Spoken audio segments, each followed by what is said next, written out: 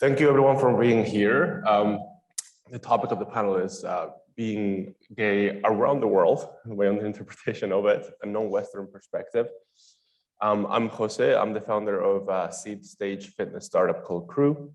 Prior to Crew, I was a consultant at McKinsey here in London. And before that, I worked in tech at Google. I've also worked a lift in China, in Africa, in the States. But it's not about me. Joao, we have Joao with us, who's a partner and director at Bain here in London. He has 20 years of consulting experience. He has a focus in banking and financial services, geographic coverage covering the UK, Spain, Portugal, and Australia, and South America. He has worked with multiple banks, insurers, and governments and regulators. Joao is the head of the banking transformation practice in EMEA and the lead of strategy for financial services. He leads Bain Global Banking Health Check Assessment, and he's the two-term member of Bain's Global Governance Committee, the CPC. Finally, and this is quite a LinkedIn title, he's the global head of BGLAD, which is Bain's LGBTQ Association for Diversity, and is a member of Bain's Diversity, Equity, and Inclusion Council. Finally, Joao is a contributor for leading business publications, having been quoted and published in the Financial Times, the Wall Street Journal, the New York Times, Forbes, Bloomberg, Business Week, among others. Has been recognized by Out of Work, nominated for the British LGBTQ Awards, and as an LGBTQ leader speaker. Thank you, Joao. Thank you. And we also have Sonia with us. Sonia is a VP at Goldman Sachs. She's currently the chief of staff for its Hyderabad office in India. Previously, Sonia handled several regulatory reporting and operational risk management functions across global markets, consumer and investment banking, private wealth management, and asset management businesses based in Bengaluru.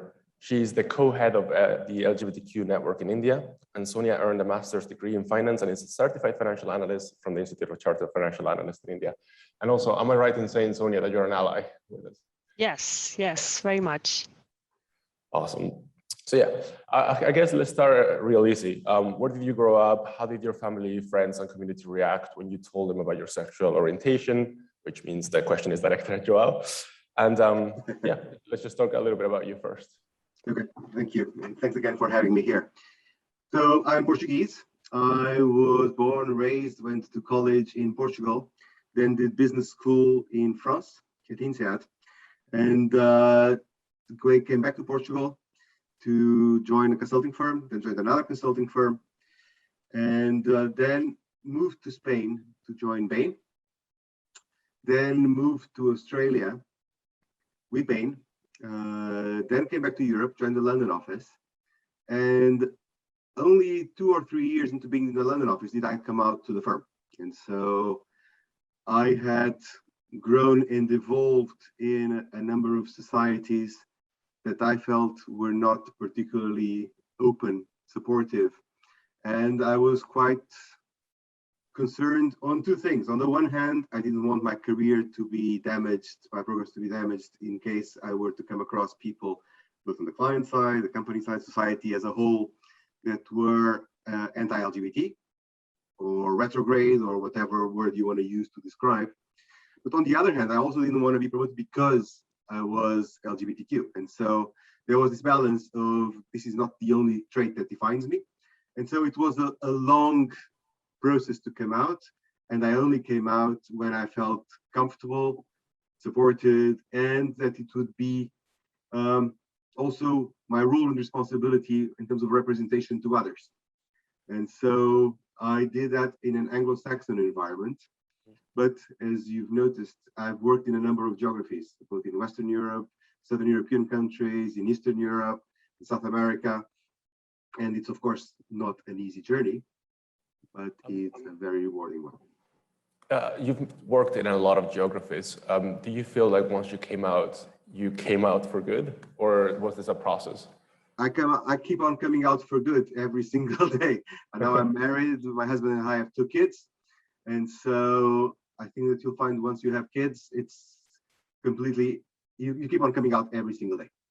As you meet new people, new clients, and you start family, you go to school to pick up your kids, you go to PTAs, you go to a coffee shop or breakfast or a restaurant, you keep on coming out. It's a process that never changes or never stops.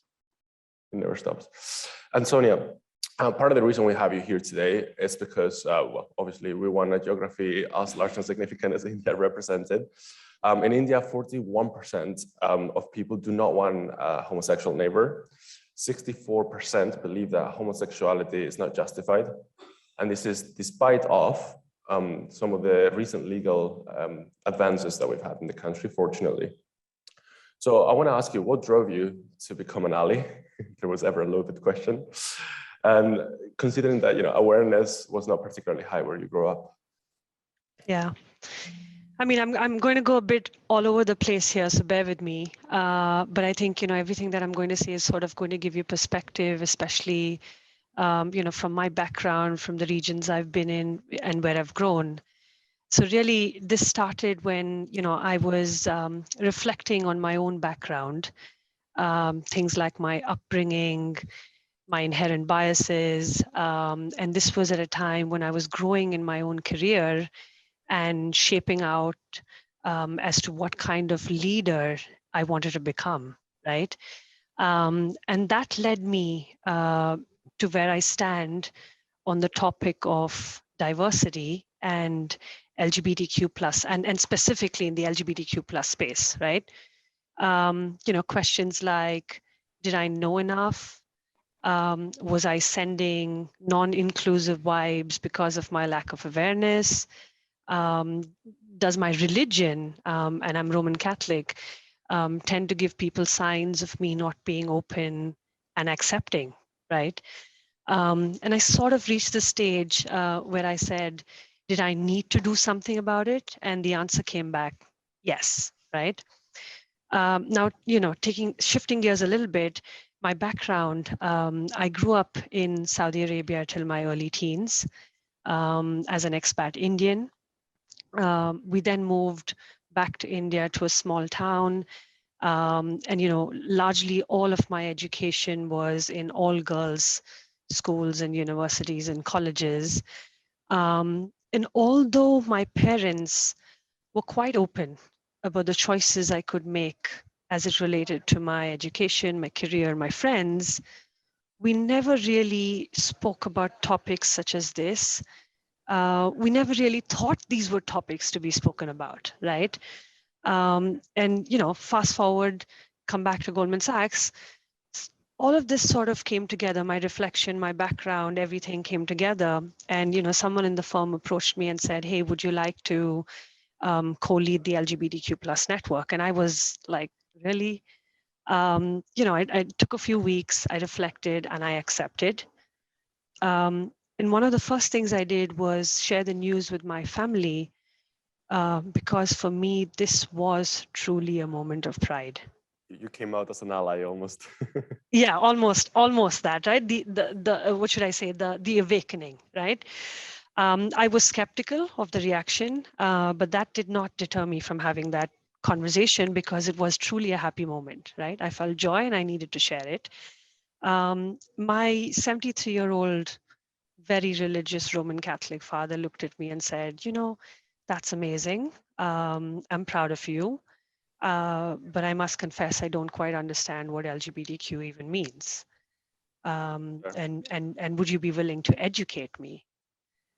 As you can imagine, that fueled my journey a great deal, and there was no looking back. It's beautiful. As a raised Catholic person whose mechanism of dealing with these things is not talking about it. Oh, that's one of the things you learn, that you've got to speak up. But I love the self-awareness that you had to go through this journey. It's really, really extraordinary. Joe, I want to bring it back to you. As an individual, coming out, what mechanisms did you use to cope? And I guess it would be interesting to also see if there was any difference between different geographies as you did that.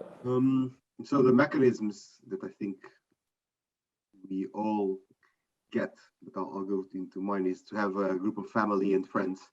Maybe starting with friends in which you feel supported. It can even broaden to become a quote unquote family of people that are maybe on the journey with you or your friends, people that you grew up with, and that provide that network of people that believe in you, trust you, love you no matter what, and that make your life enjoyable and thriving. Then again, you start broadening it up. So there are countries in which this is really hard to do. And certainly you cannot hold hands with somebody of the same gender in public, or certainly not your lover in public or your spouse. There are countries where you can. And so when you ask about the different levels of comfort, it was, sorry, were you going to say something? No. And so if you're doing it in a Southern European country, people will look at you on the street, people will stop. The levels of violence and aggression are well documented. I've definitely been shouted at fag from a moving car a bunch of times in Spain. And yeah, I remember when I got married, we were riding in the back of a car, which was, and the level of insults was quite staggering. My husband's an American, and he was going, "Oh my goodness, this is very real." When I went to Australia, it felt more accepting, but even then, at the time, there were billboard campaigns to stop LGBTQ violence, given the level of violent aggression that has taken place. And the same thing in the UK. If you go and you see the campaign sometimes on the sides of buses, the level of violence is still high. So there's a scale and a gradative, I guess, of acceptance, but it does not preclude you feeling and having to have your own compass of where I'm comfortable, where I'm not. And it's not a question that it's not a position that you have irrespective of. It has to be adapted to your circumstances, your locale, where you are, which geography, which setting. And again, it's another thing that doesn't stop. You need to be aware of your surroundings at all times. Yeah, that's as we heard yesterday in a panel, right? Like people from certain minorities are hyper alert. This is like a constant stress that you have in the back of your mind. Yeah, always alert. Totally. An interesting trend that held for many, many years is that as countries increased in their GDP and GDP per capita, attitudes towards LGBTQ folks also increased positively. Like, for a $2,000 increase in GDP per capita, there's a 6.1 point over 100-point scale. However, that trend seems to have broken a little bit recently. You have countries that have increased, thankfully, their living standards very, very rapidly, but attitudes towards LGBTQ have not changed proportionally. To that end, and taking advantage of the fact that you both come from fairly large, globally renowned organizations with lots of local offices, what can companies do in different locales, in different places? And in your actual practical experience, do company policies differ if, in their implementation per office? I'm going to start with Soria, for example. All right. I mean, we are a global organization. So, maintaining our employer of choice status as we attract diverse pools of talent is critically important to the firm's business success, right? So we don't really have different sort of, policies across geographical locations. We maintain the one principle of being equal, diverse, inclusive, or at least striving to be, right? There is no reason for us, there is no business reason for us not to be in any geographical location. I think what differs is the way we lay out our business plans, the way we engage with employees, the way we come out to communities. That sort of differs from location to location. But, as a business principle, especially Goldman Sachs as a business principle, believes that, people are our assets. Diversity is not an option. It is what we must be, right? So to that end, we strive to not just, welcome differences, but to value and celebrate them. We are very, very encouraging of employees bringing their whole selves to work. I mean, we spend 12, 14 hours a day at this place. There's no way, you can hide portions of yourself, or we wouldn't like for employees to hide portions of themselves in that sense, right? Now, coming to India specifically, Jose, this came to me as I was reflecting for this session, right? India is a diverse country. We have hundreds of languages spoken, at least tens of religions practiced, beliefs, traditions, cultures that you just cannot imagine. I don't know all of them, right? Being an Indian. So diversity we get. I think it is the inclusion that we have to make a great deal of progress on. The staggering numbers you said at the start of the session, gave me goosebumps on, just thinking how far, we've made progress, but how far we have to go, right? So to that end, I think, Goldman Sachs, I must say, was very, very forward. We did have our network set up in India right from 2009, and this is almost a decade before Section 377 of the Indian Penal Code, which decriminalizes same-sex relations, was read down. But we found our way. We found our way around that law because that law didn't talk about, saying that you can't speak about inclusion at the workplace, you can't have activities, you can't have dialogue. So to that end, I think we found our way around sort of, the criminal nature of that law, and we kept the dialogue open, which makes me proud to say, I think, 3 years into the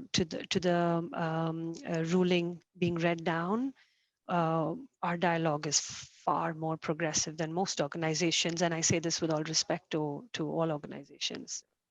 You're gonna forgive me for pushing you a tiny little bit here. As I've only ever worked at a consulting firm, and that consulting firm is known for being really progressive, and yet I remember being at a company, at an LGBTQ retreat, this biannual conference that we do in locations around the world, and kind of like talking to myself, thinking, wait, sometimes it feels like we're preaching to the choir. So we're having these sessions where we're convincing people who are already convinced of some of these messages. And this colleague from Moscow, from the Moscow office, really put me in my place. I don't know if he was meaning to do that, but he's like, well, I've definitely heard colleagues around me saying gay people should not exist and they should be burned alive. And these are people who I presume have a sort of common thread of sort of, if you haven't gone to the same universities, at the very least, you've gone through very similar types of experiences. It's a fairly tight-knit firm. So I want to push a little bit more on the implementation on the ground.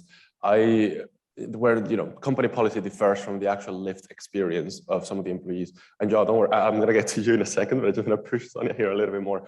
Are you having these conversations with colleagues from India, and what are they telling you about their actual lived experience as an LGBTQ professional in what's ultimately an American firm with a massive presence in India? So what I'm going to say is going to sound very interesting. The dialogue has reached, I want to believe, all corners of the office, right? And I say that because I do find people who approach me in my role as co-lead telling me, Sonia, I think I can come out at work, but coming out at work means I need to come out in my personal life, and that's where I need to make some progress.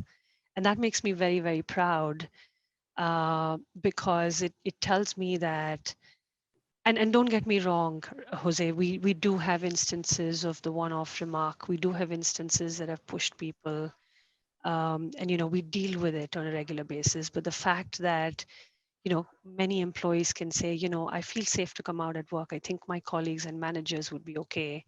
But since we're such a close-knit community in India, coming out at work means you're coming out everywhere, right? So people ask you for a little bit of support on how to do that in their personal lives, which to me is a bit of a measure of success.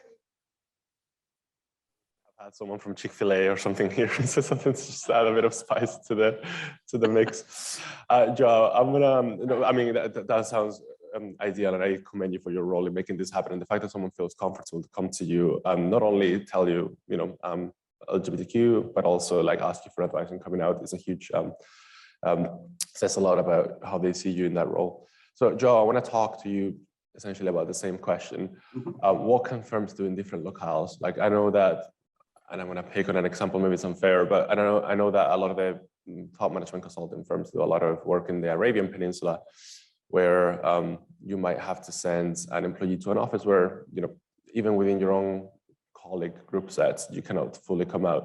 What can a firm do in their sort of various offices around the world to make sure that people are having this consistent, relatively cohesive experience as an LGBTQ individual? Thanks, Jose. Well, just starting with a small correction. We don't have to send anyone, because anyone can say that they don't want to go to a given geography if they don't feel safe or comfortable. And so that's one of the elements that we do. So we already have mechanisms in which people can self-select, say, I don't want to do this because ABC. And that's a private conversation, confidential. It will not be noticed. It's not marked anywhere. And so those mechanisms exist. But this being said, there is a lot of work in terms of infrastructuring of what it is that the firm can and should do, both at the global level around the elements and our pillars of work, which are the recruiting, the retaining, making sure that people can thrive, around the elements of having our voices heard. And so those elements are infrastructural, and they're the same for everybody around the world. And everybody has the same access. This being said, we don't ask that anyone comes out. We don't ask or even suggest when it's the right time. So each person will self-select, and even self-select what level of affiliation they'd like according to their own individual progress and their levels of comfort. So they can be what we call the level 1, which are out to everybody, firm, clients, etc. Level 2, which are open only to people in BGLAD, and level 3, which are open only to the moderator, i.e. the coordinator of the group, that will be a link in case anything is needed. Like, for instance, I'm being staffed in a region or another geography where I don't feel comfortable, so please, can you help me out? And so, this being said, we do have offices in a number of countries where the law or society are retrograde. And so we don't, of course, break the law in any of the other geographies where we're present. We do provide the same level of support, and it's up to the individual to choose and select how out they want to be and what they would like to use BGLAD and BANE for in helping them in their lives, both professionally and personally. Because sometimes the firms can also serve as support to come out in your personal life. So Sonia, to your point, so people that are comfortable in coming out in the firm, that can also be a mechanism to say, okay, if I'm comfortable to come out in the firm, then I need to come out to the rest of my family. And I came out to my firm before coming out to my parents, for instance. And that's the firms, companies are made of people, right? And what is it's the behaviors of those people collectively that will make you feel comfortable enough to come out. And then that will also help you in your personal life. So that's where culture comes into play. What is culture? Culture is individual behaviors at scale. And so when you have that level of comfort, irrespective of the geography where you're in, then you have more options, more avenues. And what we encourage is for people to figure out what is the right path, the right moment, the right time, knowing that all that infrastructure is there to support. I heard that quote a couple of months ago, so simple but so powerful. Culture is nothing but the set of behaviors that we reward and punish. And I found that so moving in the sense that, yeah, it really comes down to that. Yep. Also, I can empathize with feeling more comfortable coming out to your firm than to your family. It's often talked, when we talk about socioeconomic diversity within a firm, as opposed to gender, sexual orientation diversity, or racial diversity, we often joke that we have more in common with people from sort of similar schools who happen to be in an African office than I have with perhaps my neighbor in Spain. A lot of what we talked about is very top down. What can the firm do for you? What are the policies? I want to talk a bit bottom up, and specifically about ERGs. I think ERGs, contrary to public opinion, are fascinating. I don't want to lose any of you guys, because ERGs are essentially the manifestation, the crystallization of what people actually care about, sort of in a sort of institutionalization of people's preferences. What roles have ERGs played within your firms? And can you think of specific examples where they've proven themselves to be particularly useful for the LGBTQ community? I'm I'm sorry, going to say, ERGs, just to be in the same place. Yeah, Sonia, sorry, go ahead. sorry, then just after what you said about ERGs being fascinating, I'm wondering if I should say what I'm thinking, but I'll go ahead anyway, Jose. I think, to be honest, I think ERGs in all countries and environments represent the soul of any organization, because they not only help the affinity group to come together, but also create the required awareness, understanding across the broader pool of employees, enabling the entire organization to progress on their own inclusion journeys, right? We all are at different stages of this inclusion journey, right? And to me, ERGs such as this actually represent that soul that helps you to center the affinity group, but also helps everyone sort of that's around and within that ecosystem to start reflecting and progressing their own inclusion journeys, right? And largely at Goldman Sachs, the LGBTQ plus forum has sort of a twofold role to play, right? One is ensuring that your LGBTQ plus professionals feel comfortable to bring their whole selves to work, are valued for their differences, are valued for the opinions they bring, because it is a business imperative, right? But we also have a great deal of work to do just in the whole training, awareness, the right kind of language to use, the inclusive nature of our conversations, the good old, what did you do over the weekend? Were you with your girlfriend, boyfriend?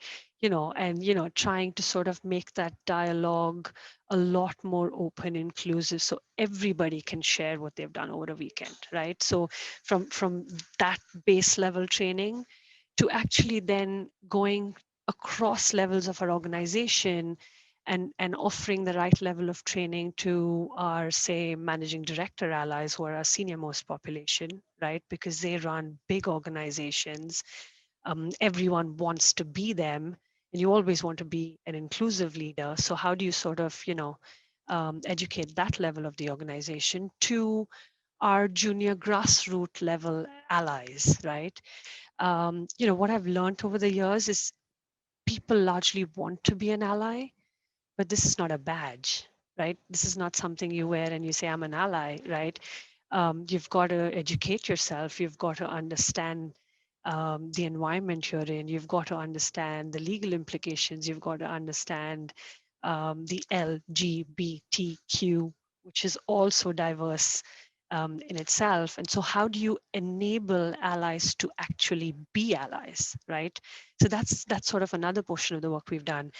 I do want to call out two specific initiatives that we ran that I am particularly proud of. One is in 2019, we actually launched the pronoun initiative.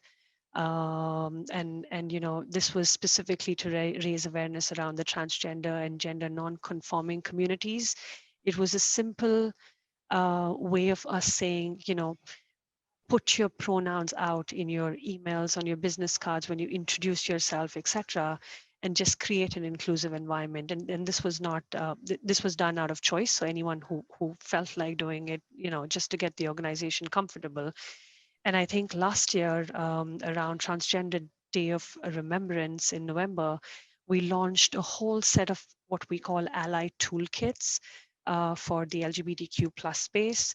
But also toolkits that enable some of our transitioning employees and also managers of transgender and transitioning employees, just so that our employees don't feel like, while we give them a business principle, be inclusive, we've got to offer them the tools and upskilling opportunities to be able to be inclusive.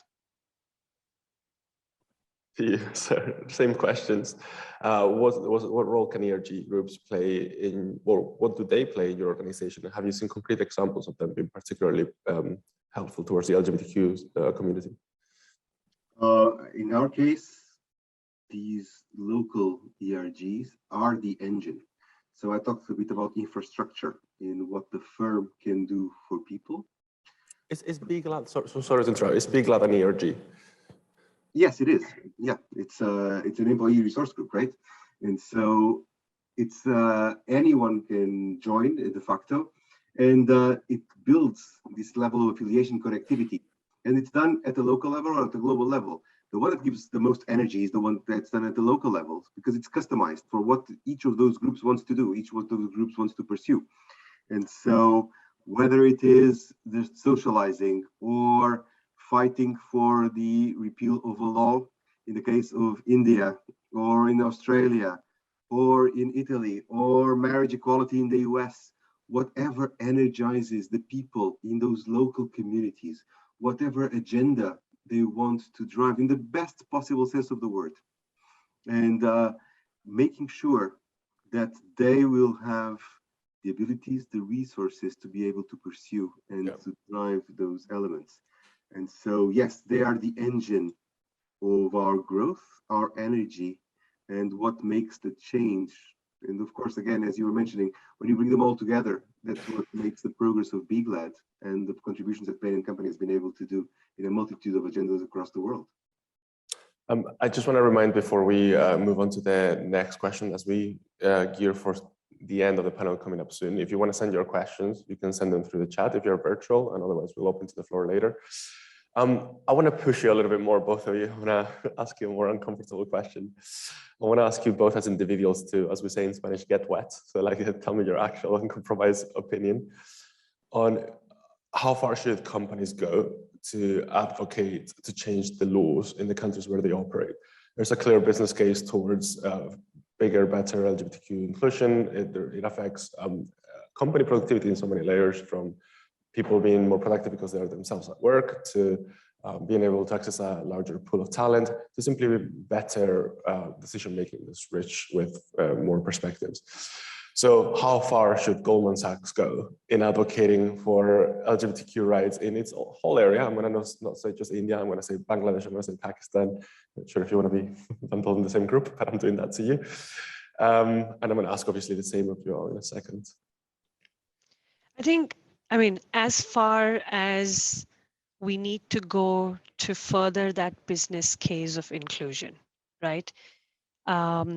To be viewed as an employer of choice externally, to be viewed as an inclusive employer internally, right? So I would say anything that helps our employees and our potential employees to feel proud of working with this organization, that's how far we should go, right? So I'm going to give a few principles that helps you in that journey to go far, and that Goldman Sachs has personally also done, has also done as a firm, right? Showing leadership and commitment. It's not about saying, hey, we have an ERG and we're doing really well, but how do you lead the way? How do you share best practices with the industry? How do you stay committed? And an example of that is we started in 2009. We are a strength of about 7,000 employees. We have about 800 employees who call themselves network members, right? And surely we didn't reach that 800 number overnight, right? We started with 100, 150. We started with breaking down the terms. We started with, education session, but it's about showing leadership and commitment. So which means you lead the way within the industry, in the community, but you also stay committed to the journey.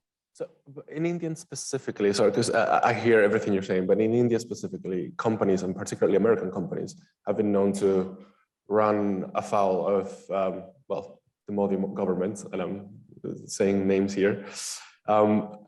When they have pushed too far, they have felt the backlash. Can you think of a time where Goldman Sachs has had to take a specific stand in the country, something that could have sort of backfired, and when or why did you do it?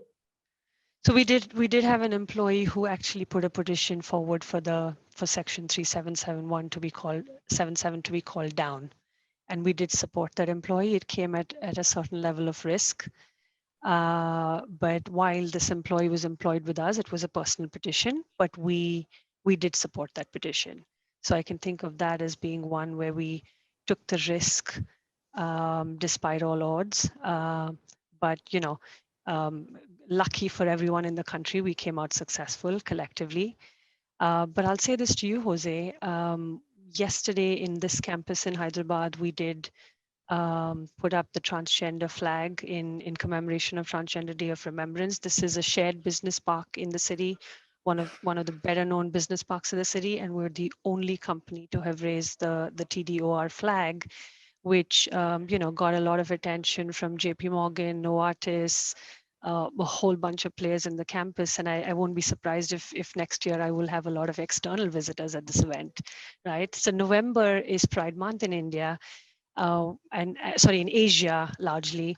And we sort of, started with the first ever flag hoisting in this city, where we did the TDOR flag, the transgender flag yesterday and the Pride flag last week. Put it out on social media, etc. I mean, it's small things in this country, but I'll tell you, it gets great deal of attention just when you're one of the leaders doing it, right, in this space. It pays off to be number one, not just number one to launch the consumer digital bank. Yes, on Transgender Day of Remembrance, which, by the way, is today, as we were told yesterday. Joao, can we hear a bit from you? Can you think of specific instances where Bain has had to push against, well, not against, but like for specific change where that may have risk the company, and how far should Bain go in this sphere? Sure, and I think that we should, and we have. What was the expression you used? Mokhar, get wet. So in India, we were the first global firm to publicly support Pride in Mumbai in 2017. We had issues where we were very vocal, and sometimes involving other multinational organizations. I remember a case in which we had to reach out to other organizations in their LGBTQ groups globally to make sure that action was taken, and that action comes with consequences. I remember in one of the cases where we were vocal, assertive, and pioneer in saying this is not right, that we had clients calling us up and canceling our contracts. And we did it anyway. And so we try to do the right thing all the time. And that comes at a cost. We understand that. Mm-hmm. And we have already in the past incurred that cost, and we do not regret that. We will continue to do so. I think the trend has changed dramatically in the past 5 years. Like, firms are being asked to actually speak up and put their money where their mouth is. And we have, and we do. And you do. How about, I want to talk about further east in Asia. For example, in China, something like 48% of women, of LGBTQ women, have experienced violence, a number that I found staggering. If you think of how many millions of people are there in China, how many LGBTQ individuals are there, like what percentage that is absolutely staggering. Have you, either of you, had any experience with having to deal with, these cultures where perhaps the conversation is not only a bit further behind, but also like still a bit taboo? And what can you do in those particular countries? And I'm gonna just flip the order here and ask Joao first. So Jose, I think the element of violence, we've been feeling it in every geography. It's not only China. If you look at the statistics that HRC publishes of transgender people killed in the US on a weekly basis, it's or in Brazil, we don't need to go into countries or regions where we may find that their legislation is farther behind to have to deal with these elements of violence that affect the community. And so these elements are still happening every day in the Western world as well, in those countries that we think are, advanced, modern, whatever label we want to apply to those countries, it's still happening. It's still happening when we go out in the streets. You were giving the example of being called faggot by a passing car. The elements of violence, including the physical one, continue to exist everywhere. And so it's up to all of us, but especially to our allies, to help change the world. Yes, I like you calling out that the so-called modern countries. So I remember being in a maglev in China, traveling at 450 kilometers per hour, something ridiculous like that from the airport. I'm thinking I am in this flying bullet, and yet my local Chinese friends feel terrified to talk about anything LGBTQ related. There's someone I know personally who had to end up marrying a woman because the expectations were just so high. So yeah, it's this divergence of countries growing and becoming more modern, and yet certain attitudes not evolving in parallel is something that it's definitely a relatively new phenomenon. Yes, Sonia. I think, while we definitely do encounter these situations of violence and, stories of where people feel a sense of fear to even be who they are, or even talk about who they are, it brings me back to reflecting on certain memories of my own childhood where, in an all-girls, growing up in an all-girls school, surely you had some people who probably were, lesbians, but we thought of them as odd or weird, and there was nobody to educate us, right? Now, fast forward all these years, and I'm going to flip this a little bit and put it on the positive side a little bit, Jose, because while that exists, if I talk to a bunch of youngsters growing in schools today in India, they're actually very open and inclusive in the way they speak, in the way they, talk about partners, in the way they, talk about somebody who dresses differently, which, gives me hope. And I know there is violence. I know we encounter that. I think my personal cue has always been speak up, right? We've got to speak up, which is why one of my biggest advice to allies, and I try myself to do it, is we've got to call out non-inclusive behavior. It's plain and simple, and either we sort of gather the courage to do so, or we get the required support, but we've just got to do it. I remember being on a panel on diversity and inclusion at Google, where every single person on the panel was a white Western person, and we were talking about, what could we do to represent the population better? Sort of the common thread, the common message was, well, the population is not very diverse, therefore our behavior can mimic sort of the behavior of the population, I suppose. And as an intern, I called it out, and it probably has something to do with the fact that I didn't go there full time afterwards. But yeah, it's courage. It's called courage. Oh no, it's having no sense of self or self-awareness. I want to open it up for questions because we only have literally a couple of minutes left, and after that we want to give people their break. So I think we have a couple of questions in the chat. I'm not entirely sure how I'm supposed to interact with that. Is there a way to open the chat? Someone save me. Pleading for help. All right, well, let's take it from the floor. All right. Person in the back, thank you.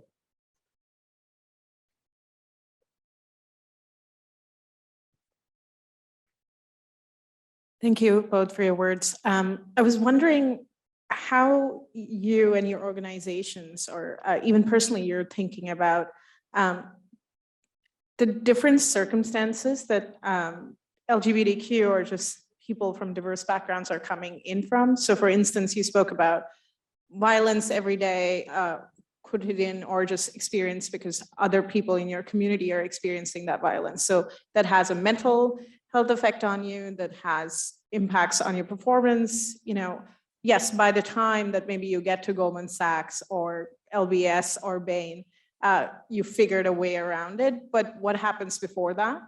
And even after you get to these places, what about, supporting people at the lower tiers and until they can get to a place where they can make a difference, where they feel comfortable speaking up? By the way, once you get to LBS, Goldman Sachs, whatever, then yeah, sure, it's a different story. But what happens before then? I'm gonna ask you out if we can take this one. Sure, happy to. Well, one of the things that we do is that we work pro bono with a number of organizations, and we support a number of organizations that have a broader societal reach than just a moment in which someone will be knocking on the door of a Goldman Sachs and LBS or a Bain company.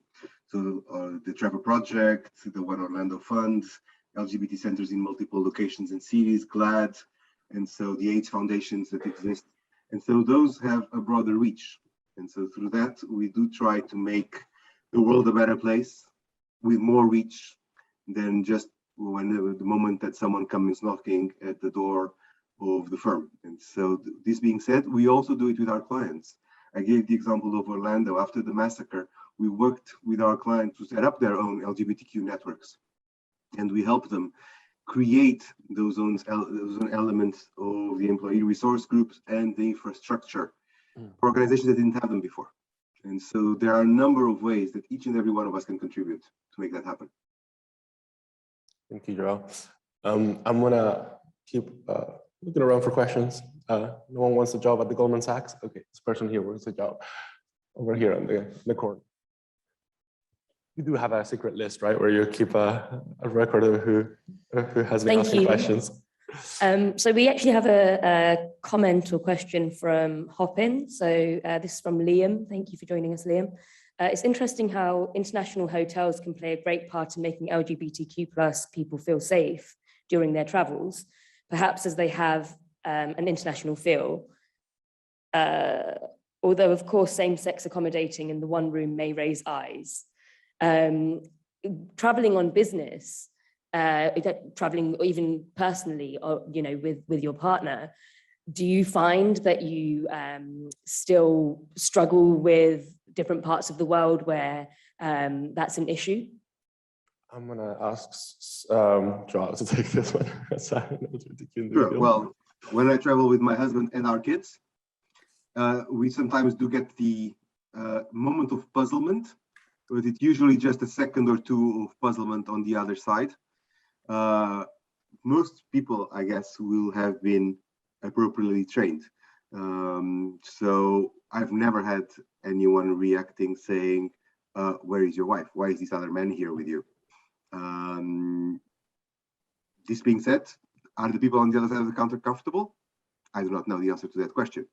But in terms of the element of service and what those firms have done to make that inclusion, or at least the process, be seamless, it's been working well for me and my family. I must say though, yeah, sorry. Please go ahead. Yeah, precisely. No, go I ahead.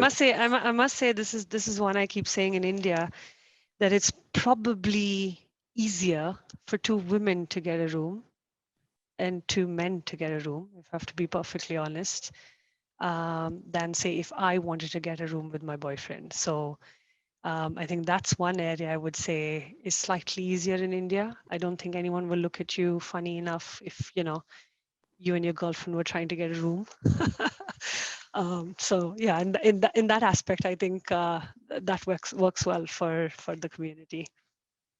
I remember being particularly surprised at Korea, such a modern, advanced society, but yet so homophobic in so many ways. However, they're not going to call you out for holding hands with a man because they. in India as well. In India as well, nobody's call you out for holding hands like that. Which is fantastic. Different versions of masculinity for sure. All right, I think we're actually out of time. So I've been asked to make an announcement about what's going on next. Am I making the announcement? Okay. Announce short break to participants, and then we'll return at 11:35 on the main stage. I think it's I know. No, we should absolutely. Is this on? Oh yeah, cool. Thank you, Jose. Thank you, Sonia. Thank you, Joao. If we can give them a round of applause, please. Thank you, thank you, thank you. Thank you very much. Thank you very much.